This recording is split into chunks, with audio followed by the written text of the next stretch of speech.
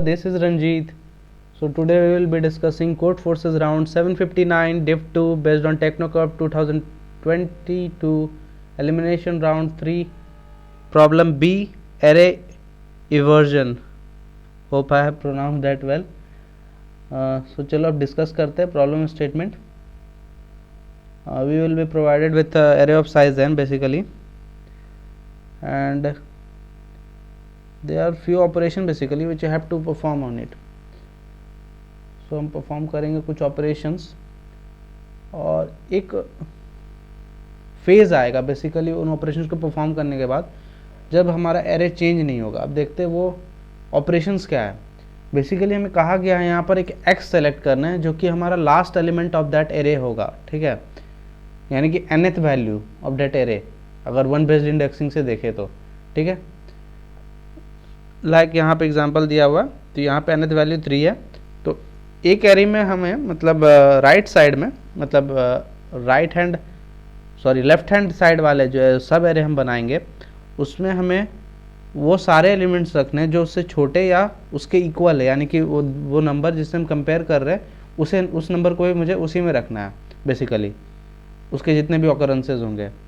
ठीक है, और जो राइट साइड में एरे होगा उसमें उस ए ऑफ एन का जो मतलब nth इंडेक्स पे जो वैल्यू था हमारा उससे जितने भी बड़े नंबर थे मुझे दूसरे एरे में उन्हें डालना है.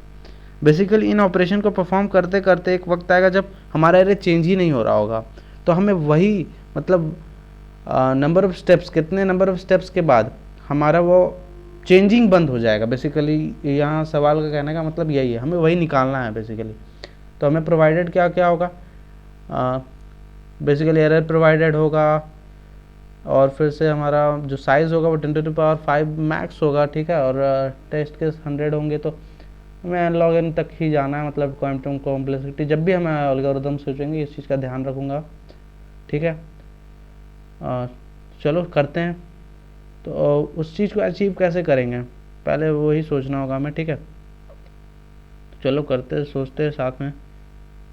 तो एक टेस्ट केस ले लेते हैं for case like 2 4 1 5 3. Okay, 2 4 1 5 3. Okay, so अब इसमें ए ऑफ एन तो ये 3 है हमारा.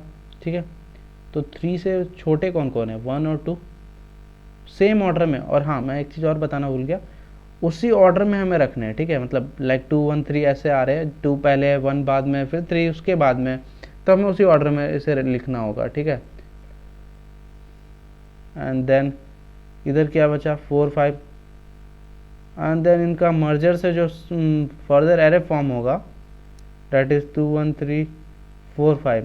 तो अब लास्ट नंबर क्या बन गया हमारा, 5 बन गया. तो 5 बन गया, तो इसके बाद आप करके देखो, ट्राई करो. तो जैसे ए ऑफ एन ये बना, तो अब इससे जितने भी बड़े नंबर है, जितने भी छोटे नंबर है इसके बराबर है, वो सारे यही है अगर देखें हम. तो यहाँ पर हमें एक ऑब्जर्वेशन दिख रहा है, जब भी हमारा नंबर जो लास्ट में आना है मतलब ए ऑफ एन, जब भी nth इंडेक्स पे हमारा मैक्स वैल्यू आ जाए उस केस में हमारा काम हो जाएगा. बेसिकली हम तभी तक इस ऑपरेशंस को परफॉर्म करेंगे जब तक हमारा मैक्सिमम वैल्यू लास्ट इंडेक्स पे ना आ जाए. ठीक है, ये कंक्लूजन इसमें से निकलता है.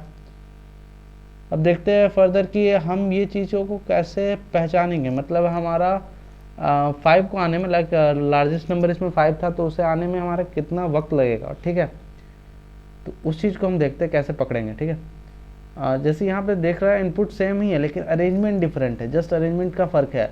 और मैं दिखाता हूँ आपको कैसे आपको देखना होगा कि कैसे आप पकड़ सकते हो कि आपको कितने मिनिमम नंबर ऑफ स्टेप्स लगेंगे कि आपका maximum element A of N बन जाए. क्योंकि वो बन गया उसके बाद तो सारे ही एलिमेंट मतलब जितने भी हम बनाएं उससे उन ऑपरेशंस को परफॉर्म करके वो सारे एरे के अरेंजमेंट्स सेम होंगे टू द प्रीवियस वन. ठीक है, तो अब देख लेते हैं. ये हो गया टेस्ट केस, और एक हो गया हमारा 5 3 2 4 1. नीचे लिख लेते हैं 5 3 2 4 1. ओके, सो अब देखते हैं हम क्या कर रहे हैं. अगर हम यहाँ पे भी वही ऑपरेशन करेंगे तो वो तो ज़्यादा मतलब है नहीं कुछ उसमें करने को, बस आप सेलेक्ट कर करके एक एक करके करते जाओ, लेकिन हम वो एल्गो में नहीं कर सकते परफॉर्म, ठीक है। तो हम बेसिकली या तो हम एन बिग ऑफ एन का कॉम्प्लेक्सिटी वाला एल्गो सोचेंगे या फिर एन लॉग एन का करेंगे। लेकिन इसका सॉल्यूशन एन से मैंने सोचा था, जैसे मैंने किया है कॉन्टेस्ट में सॉल्व, वो बिग ऑफ एन में मैंने किया था। वो बेसिकली मैंने क्या किया था वो हम डिस्कस कर लेते हैं। जैसे कि हमारा यहाँ पर nth जो एलिमेंट है वो है 1, ठीक है, लेकिन हमारा मैक्स क्या है 5। तो ये कब तक आएगा पीछे, हमें ये चेक करना है। तो यहाँ काम क्या हो रहा है, हर बार पीछे कौन आ रहा है, जो नेक्स्ट मैक्स एलिमेंट है।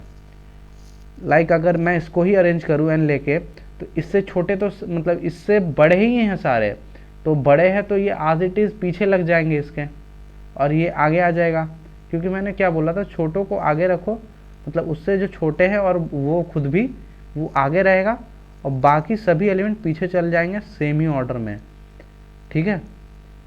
देन फिर ये बड़ा निकला, मतलब यही लास्ट एलिमेंट है हमारा nth एलिमेंट, बड़ा तो ये है असल में, ठीक है। तो अब इसके अकॉर्डिंग से काम होगा।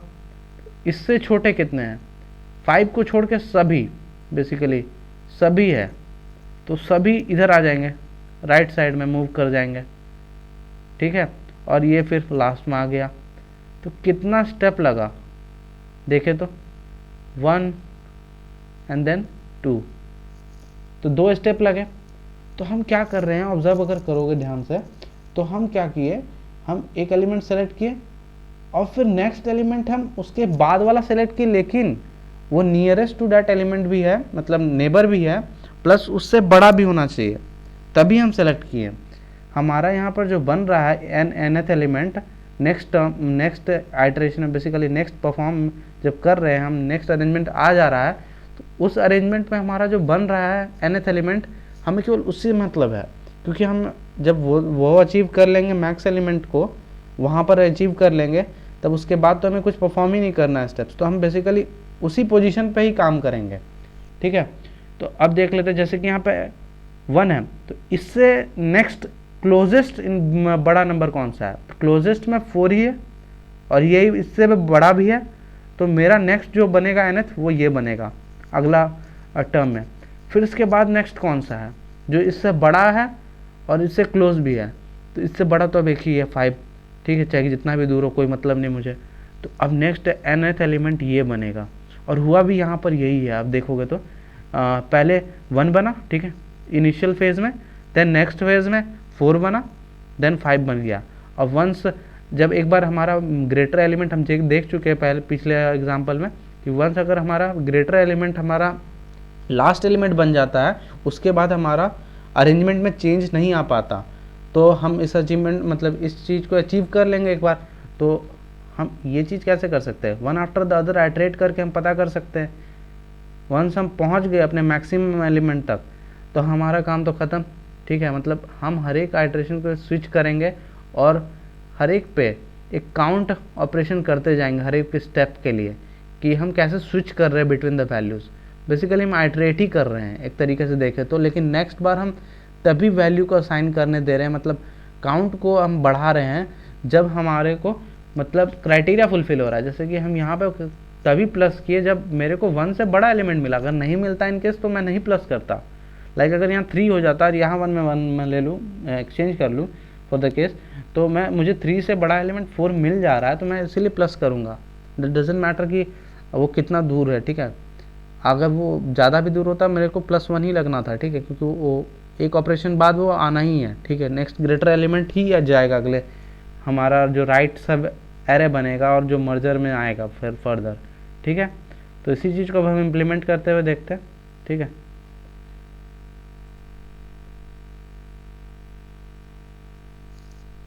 ओके, सो हाँ, मैंने यहाँ पे एक चीज़ मिस कर दिया शायद, जस्ट अ सेकेंड।